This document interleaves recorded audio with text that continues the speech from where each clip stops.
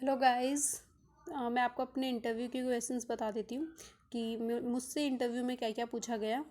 मेरा नाम अंजू है और मेरा इंटरव्यू 27 फ़रवरी 2024 को हुआ था। मेरा इंटरव्यू था नोएडा में सेक्टर 62 के पास, जो बैंक ऑफ इंडिया की ब्रांच है वहीं पे, जहाँ पे वो ट्रेनिंग सेंटर है। तो मैं पहले जैसे रूम के अंदर एंटर करती हूँ तो मैंने उन सबको देखा। पहले पूछा मैं आई कम इन सर, तो उन्होंने बड़े प्यार से बोला यस यू कैन कम इन। जाते ही मैंने सबको उस टाइम आई थिंक मैं ध्यान से देख के गई थी कि 12 o'clock से ज़्यादा हो चुके थे, तो मैंने गुड आफ्टरनून विश किया सबको। गुड आफ्टरनून सर, तो मतलब चार सर थे और एक मैडम थी, तो मैंने उन मैडम को भी स्पेसिफिकली बोला कि गुड आफ्टरनून मैडम। देन मैं जैसे जाके बैठी तो मैंने देखा कि एक सर वहाँ से उठ के जा चुके थे, उनको शायद वॉशरूम जाना था। और जो एक सर थे वो लकीली सो रहे थे, पता नहीं क्या करते, बट उन्होंने आंख बंद कर रखी थी।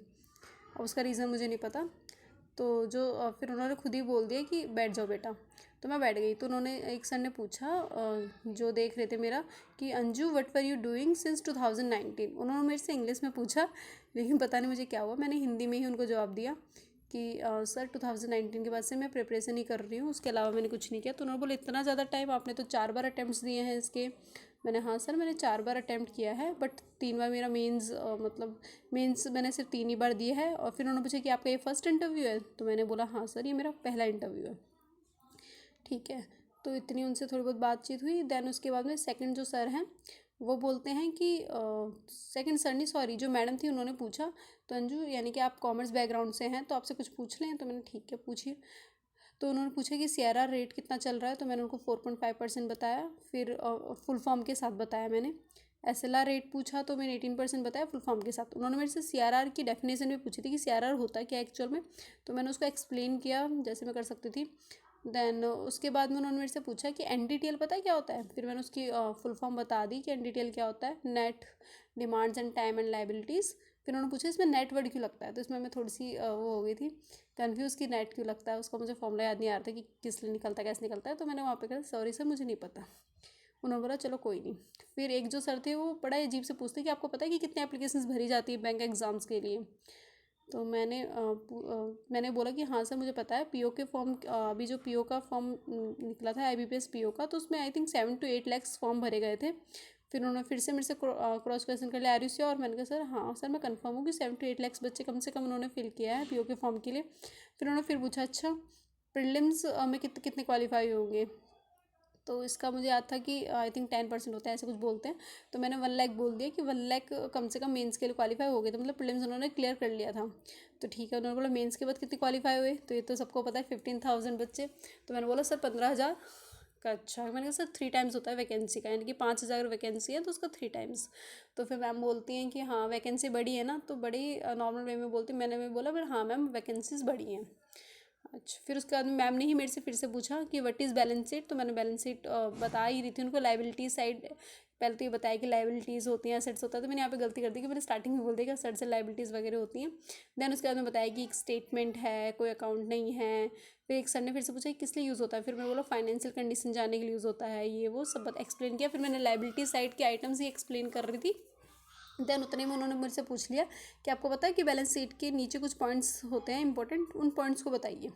तो मुझे ये नहीं पता था कि क्या पॉइंट्स होते हैं। तो फिर एक सर ने बोला कि आपको पता है बस आप बता नहीं पा रहे हैं, आप बताओ। अब उसके 2 मिनट लो, बट सोच के मुझे बताओ। लेकिन मुझे तब भी सोचने पे भी याद नहीं आया।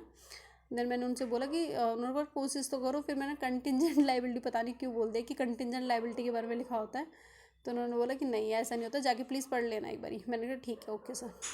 फिर उन्होंने मेरे से, मैम ने फिर से पूछा कि इनकम सोर्सेज पता है आपको बैंक की क्या है। मैंने उनको सोर्सेज पता नहीं फंबल कर गई क्या हो गया, लेकिन मैंने उनसे गलती से बोल दिया कि इनकम सोर्स, सबसे बड़ा जो इनकम सोर्स है वो इंटरेस्ट होता है। अब इंटरेस्ट मुझे लोन्स एंड एडवांसेस पे बोलना था, लेकिन मैंने गलती से डिपॉजिट्स बोल दिया कि इंटरेस्ट ऑन डिपॉजिट्स हमारा सबसे बड़ा सोर्स है इनकम का। फिर मैंने उसे टर्म से सॉरी बोला, उन्होंने भी थोड़ा अजीब से देखा मुझे। फिर मैंने सॉरी मैम मेरे से गलती से निकल गया। सबसे बड़ा income source loans and advances ही होते हैं, जो उनके ऊपर इंटरेस्ट अर्न करता है बैंक। फिर उसके बाद बाकी सोर्सेज बताया मैंने, लॉकर्स की जो फैसिलिटी प्रोवाइड की जाती है। और ऐसे बोलते बोलते मेरे से एक वर्ड निकला बैंक गारंटी। तो उन्होंने फिर उस वर्ड को पकड़ लिया और उन्होंने मेरे से पूछा अच्छा ठीक है बैंक गारंटी एक्सप्लेन करो। मैंने बैंक गारंटी एक्सप्लेन करी। फिर दूसरे संडे पूछा अच्छा बताओ कितने टाइप्स की गारंटी होती है, कि एक ही टाइप की होती है। मैंने नहीं सर 2 टाइप की होती है, फाइनेंशियल गारंटी भी होती है, एंड एक परफॉर्मेंस गारंटी होती है। फिर उन्होंने एक क्रॉस क्वेश्चन किया, तो बैंक क्या सिक्योरिटी लेता है इन गारंटीज़ के ऊपर? तो मैंने पता नहीं क्यों ऐसे बोला, मैंने हाँ सर लेगा तो सही, बैंक लेता है सिक्योरिटी। तो बस यहीं पे फिर एक सर ने बोला, अंजू आपका इंटरव्यू ओवर होता है, thank you, best of luck बोला उन्होंने मुझे। तो मैं सबको पर्सनली से थैंक यू बोल के आई, सबको देखते हुए। और बस यही मेरा इंटरव्यू ख़त्म हो गया। अब मुझे ये समझ नहीं आया कि अच्छा गया है कैसा। बाकी मैंने आंसर्स तो सबके दिए ही थे, अच्छे से एक्सप्लेन भी किया उनको, और पूरे टाइम स्माइल कर रही थी। शायद मेरी स्माइल ही मेरा नेगेटिव पॉइंट ना बन जाए, बट मैं स्माइल कर रही थी उन सबसे। मुझे लग ही नहीं रहा था कि मैं नर्वस हूँ या कुछ हूँ, नॉर्मली लग रहा था उन सबके सामने। तो बस यही था मेरा इंटरव्यू।